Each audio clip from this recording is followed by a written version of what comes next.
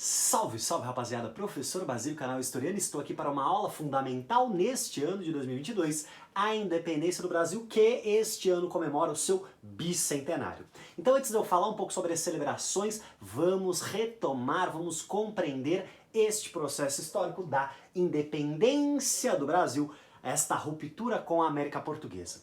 Mas nós não devemos entender a independência do Brasil apenas a partir do Brasil, mas a partir do centro político que é o mundo europeu, que está num processo de crise das suas estruturas políticas, econômicas e sociais, a crise do antigo regime. É na Europa que aquele mundo da nobreza, do absolutismo, de um controle rígido, monopolista da economia, está em colapso. Nós vamos ter uma era de revoluções. A burguesia vai buscar tomar o controle político dos estados para assim promover a acumulação de capital. O grande exemplo é a Revolução Francesa. E ao mesmo tempo a toda poderosa Inglaterra já está vivendo a sua experiência de revolução industrial. A burguesia já não vai ganhar mais dinheiro comprando um produto caro e revendendo este produto. A burguesia vai agora ganhar dinheiro produzindo em larga escala. É a Revolução Industrial. E para isso, já não pode mais haver monopólios no mundo. A Inglaterra vai começar a defender fortemente o livre comércio. É neste contexto de crise do antigo regime que nós devemos compreender a crise do sistema colonial. Os processos de independência da América Latina se darão a partir do colapso do centro político-econômico que é o mundo europeu. Meus caros, os primeiros sintomas desta crise do antigo regime se dão em duas revoltas separatistas emancipacionistas, a Inconfidência Mineira, 1789, em que a elite mineradora tenta romper com Portugal, e especialmente 1798, a Conjuração Baiana, em que as camadas populares buscam romper com Portugal, inspirados pela Revolução Francesa e também pela Revolução Haitiana. Então perceba, já existem alguns abalos, colonos desejando ruptura com a metrópole. Mas é muito interessante nós percebemos qual é o projeto que efetivamente consegue se afirmar e ser vitorioso. Vamos lá. Meus caros, o processo de independência do Brasil que se consolida em 1822, na verdade ele vai demorar um pouco mais para se consolidar, mas que ele começa, tem que ser um marco em 1822, ele começa com a fuga da corte portuguesa para o Brasil. Fugindo de quê? Fugindo de Napoleão Bonaparte. Portanto, a crise do antigo regime chega em Portugal pelos cavalos das tropas napoleônicas. A corte portuguesa foge. Mas, meus caros, essa fuga ela não é passageira. Há um projeto. E qual é o projeto? O projeto é fundar um império nos trópicos. A corte portuguesa, o rei e toda a burocracia desejam transferir a sede do poder de Portugal para a colônia. Ou seja, fundar um império português na América.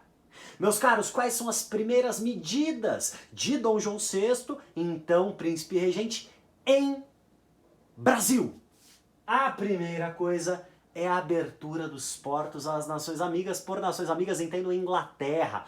Ou seja, meus caros, a Inglaterra, que já é esta potência em industrialização, vai ajudar Portugal a fundar um império nos trópicos e, adivinha só, vai querer livre comércio, sem monopólios, sem barreiras alfandegárias, vai querer vender em grande escala e barato para o Brasil e comprar do Brasil, ou seja, fim do pacto colonial. A independência econômica começa em 1808, livre comércio. Adivinha quem que se beneficia com isso? Quem se beneficia com isso são os comerciantes ingleses, e quem se beneficia com isso são os proprietários, os latifundiários da América Portuguesa, porque eles agora já não vão mais ter que utilizar Portugal como intermediário do comércio. O comércio será direto, Inglaterra, Brasil, e quem foi em Portugal perdeu dinheiro. Vamos lá, meus caros e minhas caras, nós vamos ter um processo lento ali a partir de 1808 de interiorização da metrópole. Este é um conceito muito importante, uma importante historiadora. A metrópole, Portugal, vai se interiorizar no Brasil. Ou seja, o interesse da corte, da nobreza, da burocracia portuguesa começa a se fundir com as camadas dominantes, escravistas, proprietários de terras. Eles começam a casar seus filhos entre si, eles começam a comprar terras conjuntas, ou seja, uma elite política começa a se articular como elite econômica local e nativa. Especialmente aonde? No chamado Centro-Sul. Os portugueses então vão se articulando com proprietários do Rio de Janeiro, alô, alô, Vale do Paraíba, de São Paulo e de Minas Gerais. Ou seja, você vai tendo uma aliança, um novo eixo de poder no Centro-Sul. Não por acaso, em 1815, Napoleão já foi derrotado. Vai haver uma reunião na Europa chamada Congresso de Viena, em que o objetivo é restaurar a ordem absolutista na Europa. Dom João recebe um convite, Dom João fala, não vou. O pessoal fala, não, mas você tem que voltar para Portugal. Dom João fala, vou ficar aqui. O projeto não é temporário, não é uma fuga, mas o projeto é permanente. Fundar um império nos trópicos. Muito bem. Meus caros e minhas caras, o que acontece? O que acontece é que Dom João, então, para não ficar numa colônia, ele dá uma canetada e eleva o Brasil à condição de Reino Unido, ou seja, agora o Brasil, cujo poder está sediado no Rio de Janeiro, tem o mesmo status jurídico e político que Portugal. Ou seja, a colônia, a ex-colônia agora está em pé de igualdade com a metrópole. Só qual é o problema? Alguns grupos, algumas regiões, algumas elites locais ficam profundamente insatisfeitas. Por exemplo, Pernambuco. Nós vamos ter em 1817 a Revolução Pernambucana. E por que ela acontece? Porque Pernambuco não aceita ser governado pelo Rio de Janeiro, porque agora a corte está no Rio de Janeiro. Pernambuco fica falando, pô, por que a família real não veio para cá? Por que ela não veio para o Nordeste? Nós não aceitamos se submeter a alguém igual a nós, que é o Rio de Janeiro. Lisboa estava muito mais próximo, estava muito mais acessível do que o Rio de Janeiro. Não queremos. Se é para estar ligado ao Rio de Janeiro, nós queremos ruptura. Meus caros, inspirado também ali na independência dos Estados Unidos, eles querem separação com a coroa portuguesa. Eles não aceitam se submeter ao Centro-Sul, ao Rio de Janeiro. O que acontece? Dom João consegue vencer, Dom João consegue derrotar a Revolução Pernambucana. O problema é que quem também foi prejudicado com a transferência da corte para a colônia? Portugal. Quem ficou em Portugal ficou prejudicado economicamente. Por quê? Ficou prejudicado economicamente porque a riqueza de Portugal advinha do comércio com a colônia. Mas já que o comércio está acontecendo de forma direta com a Inglaterra, o que acontece? Prejuízo para quem ficou em Portugal. Então eles estão sem o rei e eles agora estão sendo administrados pela antiga colônia, pelo Rio de Janeiro. O que vai acontecer? Uma grande revolta, a chamada Revolução Liberal do Porto. E por que liberal? Porque inspirados pelas revoluções burguesas, pela Revolução Francesa, eles querem limitar os poderes absolutos de Dom João. Eles querem liberalismo, eles querem Constituição. E, ao mesmo tempo, eles querem restaurar o controle político sobre a colônia. Eles fazem uma grande reunião e chamam representantes do Brasil.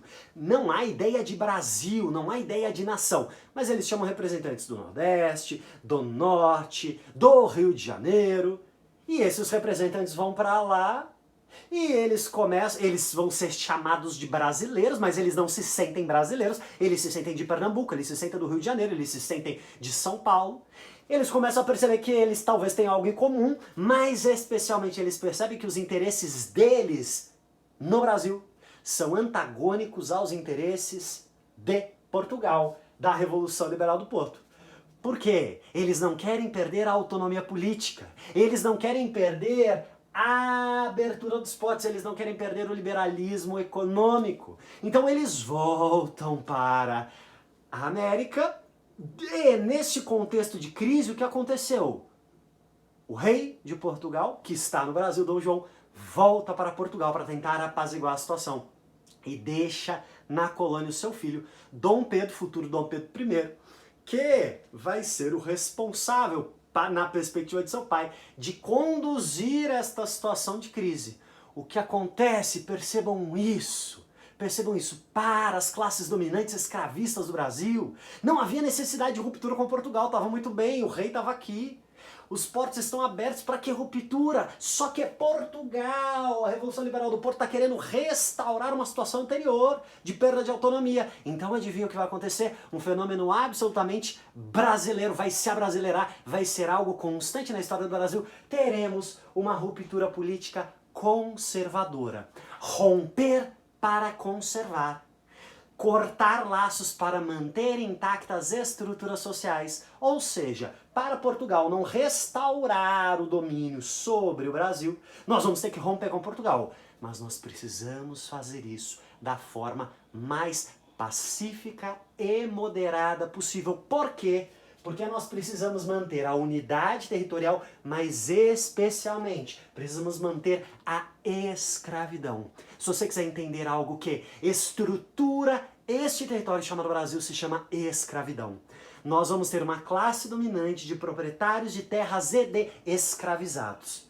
O que nós vamos chamar de elites econômicas do Brasil colonial, do Brasil império, são proprietários de escravizados e traficantes de escravizados. E são estes os artífices do processo de ruptura. Para não ter que mobilizar a população e não correr o risco do Brasil virar um Haiti. Este é o grande temor das classes dominantes, o haitianismo. Uma grande rebelião de escravos que tome o poder sobre este território. Então, para evitar este processo de ruptura, há um arranjo político no qual o filho do rei de Portugal, Dom Pedro, irá conduzir de forma mais moderada possível o processo de ruptura, de forma negociada, de forma pacífica. É claro que Portugal não aceitará. É claro que Portugal vai mandar tropas para tentar restaurar o domínio sobre a colônia. E é neste contexto que o príncipe regente Dom Pedro, o grande herói da independência, já vamos falar sobre essas construções mitificadoras, ele vai contratar mercenários, milicianos ingleses, para lutar as guerras de independência. Sem dúvida, há participação popular, mas esta participação popular ela é também sufocada pelas classes dominantes. As classes dominantes não querem mobilização popular. Sabe por quê? Porque pobre, quando luta, vai cobrar conta. E se ele cobrar conta, talvez a ordem latifundiária e escravista esteja ameaçada. Portanto, o processo de independência do Brasil é uma ruptura política conservadora para manter a unidade territorial e a escravidão. E é isso que vai estruturar o Estado-nação brasileiro, a escravidão. Não por acaso, o Brasil pós-independência se torna um Estado monárquico e um Estado escravista, e um Estado unitário, um Estado centralizado. Na verdade, meus caros, de 1822 a 1848, o que vai acontecer? Vai acontecer um grande conflito. O Brasil vai ser atravessado por guerras civis. Por quê?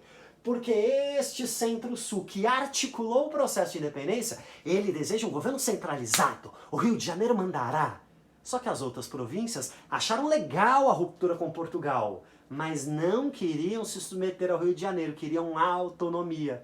O nome disso são guerras civis entre uma proposta centralista, sediada no Rio de Janeiro, e uma proposta federalista. As províncias vão desejar autonomia política. O Brasil vai ser atravessado por guerras civis, até que o Rio de Janeiro, graças ao sucesso econômico da plantation, do latifúndio, monocultor, agroexportador, escravista, o Rio de Janeiro vai conseguir se impor sobre as províncias que estavam tentando se separar. E é desta forma que nós vamos ter a construção do Estado Nacional Brasileiro. Este Estado-nação que vai ter como característica fundamental a manutenção da ordem, do latifúndio, da unidade territorial e da escravidão. E, por outro lado, vamos manter a dependência econômica. Agora, não nos submetemos economicamente a Portugal, mas fundamentalmente ao capitalismo industrial inglês. E perceba, isso não é uma tragédia, essa é uma escolha política. Por quê? Porque a classe dominante ela é agroexportadora. Então para ela tudo bem vender café e comprar tudo de industrializado, não há projeto industrial. Portanto, essa dependência econômica ela é lucrativa para as classes dominantes. E além disso, vamos ter uma profunda dependência cultural, não vai haver tentativa nenhuma de romper com o padrão europeu, eurocêntrico, português. Afinal, a classe dominante escravocrata olha para a sua população e não se identifica, seja com os indígenas, seja com os escravizados africanos, seja com os mestiços. Ela idealiza o mundo europeu e, na verdade, ela explora esta população para conseguir custear um padrão de vida europeu. Esta é a independência do Brasil. Uma ruptura política conservadora. E é este processo que vai ser profundamente disputado simbolicamente neste ano de bicentenário. Mas este vai ser um assunto para um próximo vídeo. Nós vamos falar sobre a apropriação simbólica, sobre as mitificações da independência do Brasil. Professor Basílio, canal Historiano, um forte abraço, tire foto da lousa e nos vemos no próximo vídeo.